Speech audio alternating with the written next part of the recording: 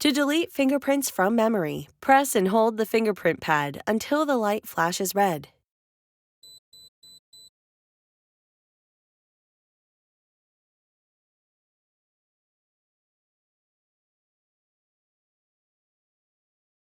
Press the administrator fingerprint onto the fingerprint pad.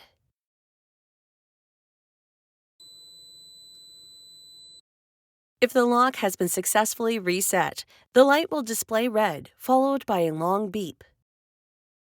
This means that all stored fingerprints have been removed, and any fingerprint will unlock the cable.